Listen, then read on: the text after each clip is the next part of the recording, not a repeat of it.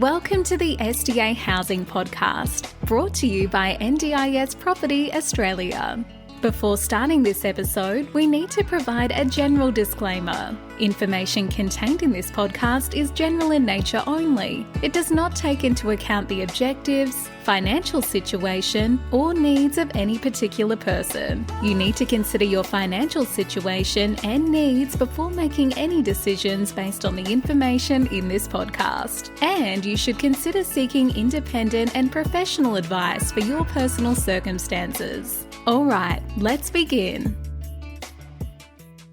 Hello everybody, my name is Minh and I'm your co-host with Debbie from NDIS Property Australia, and you listen to SDA Housing Podcast Australia explains, highlights, guides and brings awareness about all things SDA in this ever-changing NDIS world. Greetings, Debbie. Hello, Minh. Today's topic is Appendix H. Yeah. So, what is Appendix H? So question, Debbie, there used to be called an Appendix G, Yep. and then now it's called an Appendix H. Yeah. What's this all about, please? A couple of years ago, I think it was the 2022-23 pricing arrangements for specialist disability accommodation, the NDIS introduced something called Appendix G that provided the ability for participants to actually share an SDA home with family members, essentially, with someone who didn't have SDA funding, because obviously there were a lot of participants out there who wanted to live with family, and there was no mechanism within the SDA pricing framework to allow that. They then updated it to make it more workable the following year, so 23-24, so that's about 2 years ago now, and introduced it as Appendix H. So it basically allows participants, as I said, to live in an enrolled SDA dwelling with people who are not SDA eligible, such as family members or loved ones or others. Now, before we go into the hot word others, let's talk about why we're doing this podcast. So I recall a podcast maybe 2 years ago, Debbie, where I think we had Ever Holmes, Dan Ackfield, was talking to you in the office here about Appendix H. And there was a new topic back then, and we're hearing more and more of the word Appendix H these days on LinkedIn, online and whatnot, because of all the housing requirements for participants and their families. Now, we were at a Brisbane Civil Summit with Tanya Gomez, and someone in the crowd prior to the event beginning, so I talked to you about Appendix H, and then it was a light bulb moment in your mind, Debbie, of, wow, I didn't realize that. So let's talk about, before we get to that moment, let's talk about who normally uses Appendix H and how does it work, please? Well, yeah, it would normally be a participant with SDA funding who has a partner or family members, parents, children that they wish to live with. And normally you can't bring them into a group home or a home with other people, with all participants. Of course not. You can't bring kids. You want to Yeah. just live with your family. Yes. So in the past, Debbie, you and I have seen this, a lot of investors go, no, I don't accept that lower price. I want 3 participants in HPS, 180 grand, 160 grand a year. That's what they wanted, right? And it was those investors who were more open-minded in allowing for a one participant home with their family to be together. And that was more of a, we saw a growing need for it in the community, and that's been more and more prevalent across Australia. So it's good that the NDIS actually had that available for people there. Yeah, and I think when it was first brought out, I'm not sure what the funding amounts were, but I think they did increase it quite significantly last year to make it a bit more realistic, to include additional funding to compensate for not having a second SDA-funded participant in the home. So just to give you a very quick idea of what we're talking about, it can range from about $15,000 per year up to $55,000 per year, depending on whether it's high physical support, FAIL robust, and I'm just talking about houses, so 1 to 2 resident houses or 3 resident houses. So if we're looking at a robust participant sharing with a family member in a 3 resident house, that bumps up the income by $55,000, nearly $56,000. So it means that the income on that house will be $133,000 as opposed to $77,000. So it does make it a much more attractive, viable earning for the investor. maybe not so much if it's a 2-resident house, the participant has HPS funding, it's only going to get bumped up by about 15,000. But that's still better than nothing. You're still looking at 120 in the house rather than 105. So that's the figures we're looking at here. So that then goes back to, why is this a good thing for participants? And of course, it's going to potentially give you longevity of tenants in the house. If they're there with their family, they're not likely to be moving. That's the first important thing to understand.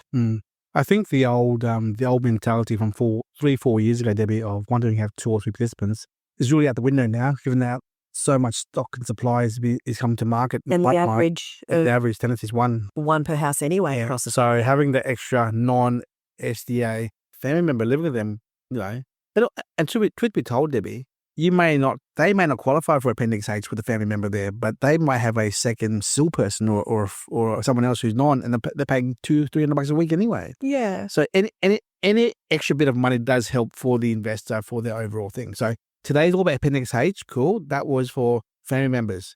Mm-hmm. Now, tell us about this little incident at the SIL Summit where that light bulb went on, please. Tell me about that. So it was a SIL provider who said, we're utilising Appendix H funding to allow non-SDA funded NDIS participants to live in the home so that the SDA participant gets increased funding to compensate for the lower rent paid by the other participant. And I was just like, wow, that's interesting. Oh, it doesn't have to be a family member. Now, when you go back to the actual reference in the price guide, it says it officially references family members or partners, but it does also say, I think I haven't got the actual wording in front of me, etc. Oh, here we go. Yeah, non-SDA eligible people, family, partners, etc. Now, some organisations are now suggesting that Appendix H can be applied more broadly. Organisations like the Housing Hub. And this is exactly what this SIL provider was talking to us about. So the key principle here is choice and control, as it always is. As long as it is safe and it's appropriate, participants can choose who they live with. And that's ultimately what it's all about. What is important is that it's documented, it's clear that the living with that particular person is going to be safe, it's going to benefit the participant. If that is deemed it's appropriate, then it's going to be okay. And it's not that the participant has to apply for Appendix H. It can be automatically applied on top. They don't need special approval. So I guess, that brings in the issue of, who makes it work? How does it get applied? But Debbie, I want to ask a silly question to the room, or to you, to our listeners. If it's that easy to apply and get the ball rolling for this Appendix H additional funding, surely every single tenant house with multiple empty rooms qualifies for Appendix H, every one of them, in theory? Yeah. So therefore, investors with only one tenant in a 4-bedroom home should be seeking a compatible SIL participant to boost up their return on the investment by applying Appendix H with the help of the care provider and the support coordinator, obviously, to ensure that it's compatibility, it suits it, it works out well. In theory, we can bump up 15, 20, 30 grand, 40 grand here to every household here that's sitting with one tenant, in theory, right? Absolutely. That easy, really? It's not that easy, no, of course. It's the same as any other compatibility matching of SDA participants in a house. It's not easy. There's a lot of other factors to be considered to match two people together. Look, they might already be friends. That might be a no-brainer. But if it's someone they don't know, there's a lot that goes into, firstly, making sure that the care funding is, or the care provision is going to match, that the two of them are going to get along. Obviously, the participant with SDA funding, the anchor tenant, is going to have the final say. They need to be happy. The family, the planner, the SDA provider, everyone needs to be involved to make sure that this arrangement is going to work. So, Debbie, I want to ask this question. You and I have always thought, our understanding was, if the SIL provider brings in another second tenant who's a SIL person only, then they're going to pay their RRC of $300-ish a year, a week, which is 15 grand a year. and the provider may do extra top-up.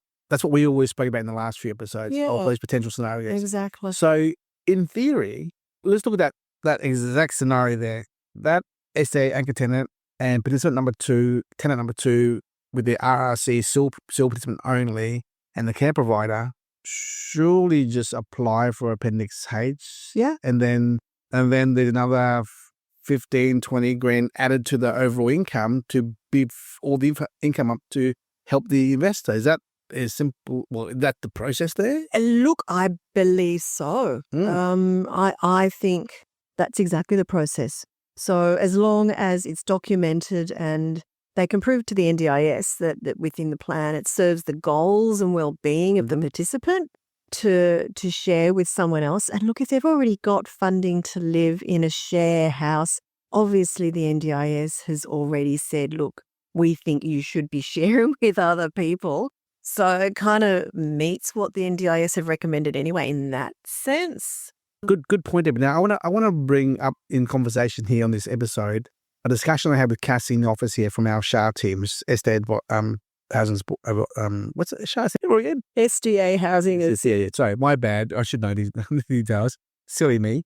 But she said to me, there was an investor came to SHAR service in our office here who needs help with filling up a house.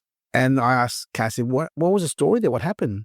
They actually got an application 6 months earlier, 105 grand a year, Appendix H for one tenant. And they said, no, don't want it. I want 2 SDA-funded participants. Lo and behold, 6 months later, still got nobody. It's still empty. And they regret having rejected that Appendix H application. So, ladies and gentlemen, if you're an investor out there in the SDA world, be very careful, okay? I'm not saying this happens a lot, but if you reject an applicant who's an Appendix H tenant with their partner, loved one, family, that provider is not going to help you ever again. Like, I won't say the word blacklisted. But you won't be necessarily the top of their list to find tenants. You'll be at the bottom of the list, and they won't actively. They're going to think in their own minds, we helped that landlord investor with 110, 120 grand Appendix H, and they said no. That's the last time we're going to help them. And they'll say that behind closed doors. Because theoretically, why would they waste time? Because they've got another 50 houses they need to fill. Yeah.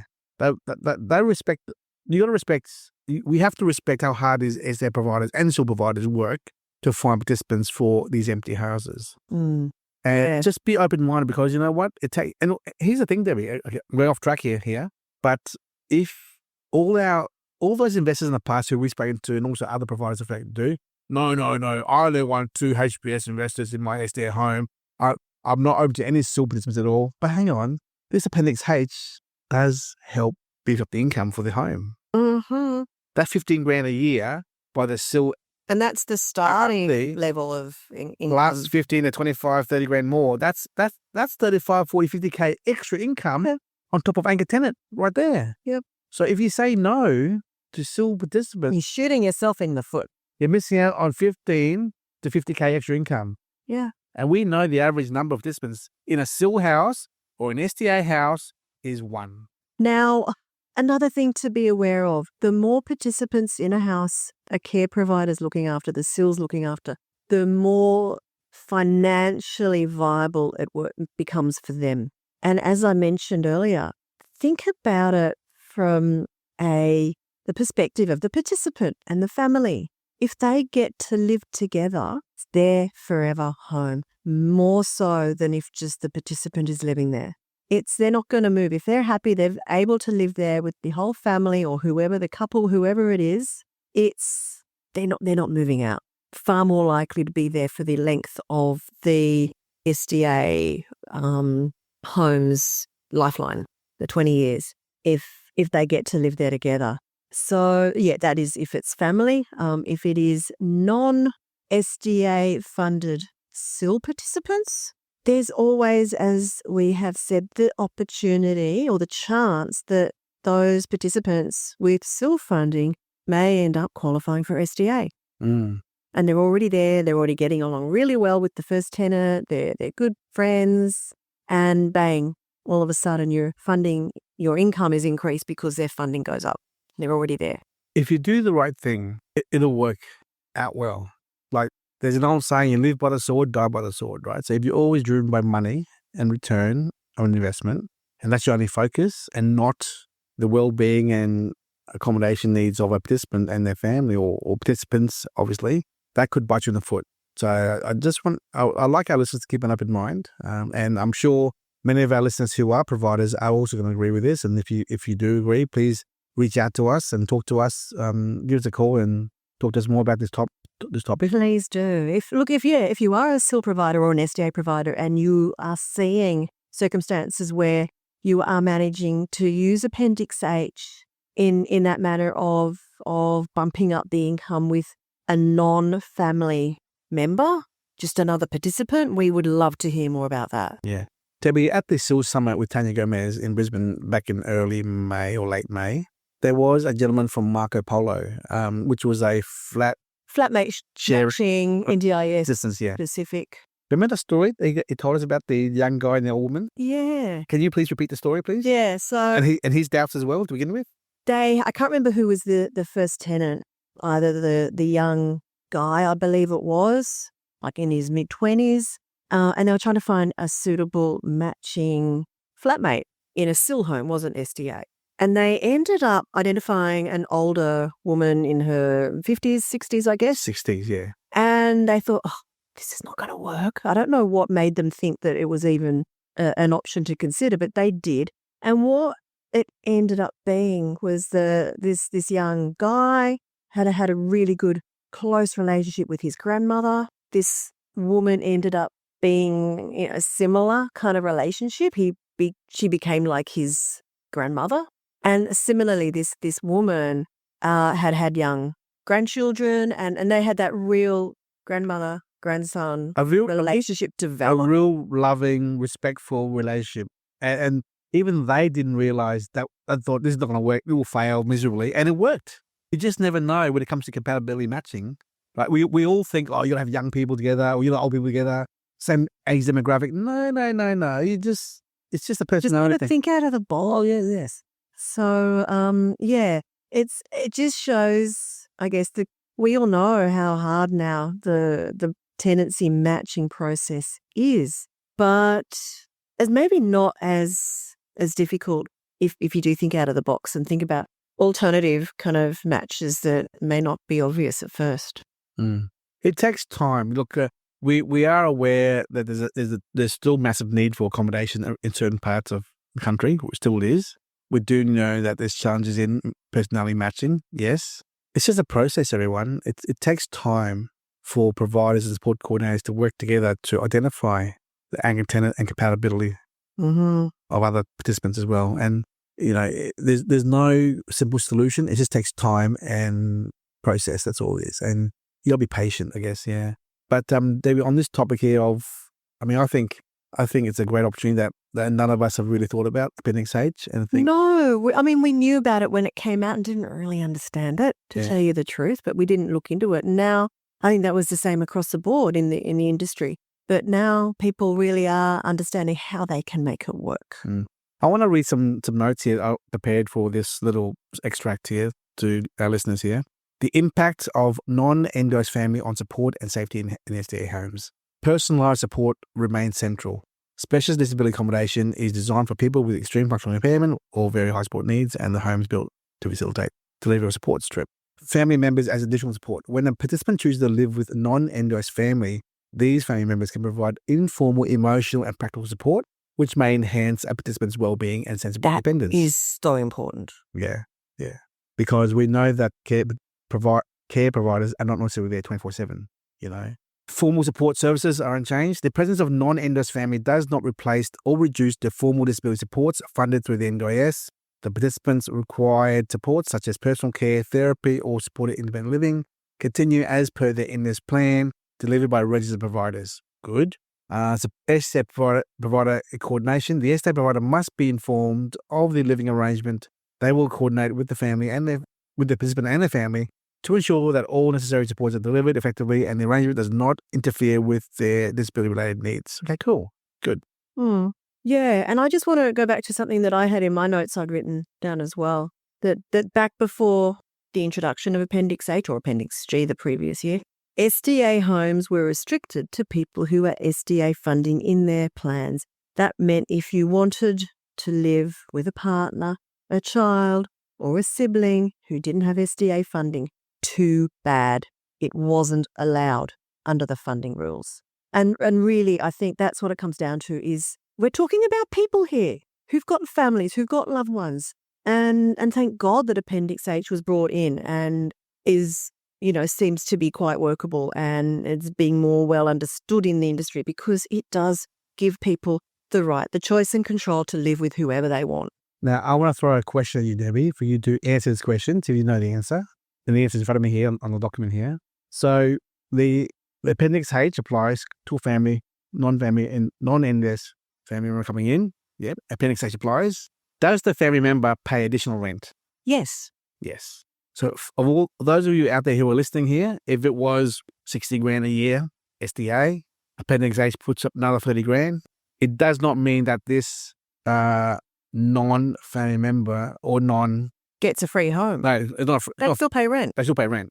And that means negotiate between the SDA provider on behalf of the owner to that extra tenant. Yeah. So in addition to that Appendix H funding, the full funding, you're still getting a little portion more as regular rental contribution. I reckon fair is $200-300 a week. Yeah. So that's an extra 10-15 grand a year. Mm-hmm. Right. Again, so what has gone from, in an example here, you've got a 3-resident house built to, it doesn't matter, HPS say, but say you've got an IL-funded participant and the income is $66,000. You add Appendix H to it, it's bumped up by 43. You've got $110,000. Add the rent, that could be another 15. So $125,000 income on that house that was previously 66. That's a pretty good result. And that is probably for good. Yeah. And I want to emphasize again to our listeners who are property owners, be careful if you reject it. If you reject it, they'll get on the road, another house around the corner. Yep. And you lose it forever. Okay. You can't afford to have an empty house. And I know it's hard when you were sold the dream of getting 3 HBSs in your location. But the reality is it's very few and far between. We don't see that many 3 in a house. It's very few. 3 is rare. It happens every once in a while. It's rare, but 2 is a achievable target if the personality matching goes through. Yeah. Debbie, are there any more Appendix H related topics you want to talk about here before we hang up? Look, I don't think so. Just to reiterate that it's not the participant doesn't have to go through a change of circumstances or anything to get this Appendix H approved. It just needs to be basically installed into the plan, if you like, automatically added in as long as the planner, the participant, the family, all of the involved parties are happy about it. Thank you so much, Debbie. I think we're quite happy with the outcome of this audio podcast. Just for the record, Debbie did the podcast by herself last week. And the audio was bad, so I didn't want her to do it with me this time. It was better reporting. It was 12 minutes. Now it's not 24 from. Obviously, there's a lot more to be talked about when there's 2 of us having a chat. So coming up in the next 10 weeks, we have another 15 to 18 more episodes getting ready to come through. Different topics, different speakers. Lots of content to keep you updated. Yeah, I don't know where we keep on getting this content from. So many content. Hey. There's so much going on in the industry, that's why. And if you're listening, we would love to hear from you and interview you, whoever you are, whether you're a support coordinator, a care provider, an investor, a newbie investor. We want to hear your story. We have the privilege of talking to Andy from Adelaide about 2 weeks ago, who has been listening to our podcast for the last 6 to 8 months or so. And we did a podcast on his email come through as a frequently asked questions or ask us anything, some serious topic there. So we'll publish it the next week or 2 weeks too. In retrospect, because this episode here is going out in 3 weeks' time. So he's going out first there. That's about it, Debbie. I think we're pretty good now. We will be continuing to provide hopefully lots of new, very interesting content for all you to soak up. Thank you very much. Bye-bye. Thanks, Min. Bye. We hope you enjoyed this episode. Please make sure you are subscribed and following us so you can keep in the loop with all of our upcoming episodes. We would really appreciate it if you could leave us a 5-star rating, a written review, and to share this podcast with those that could benefit. Until next time, catch you on the next episode.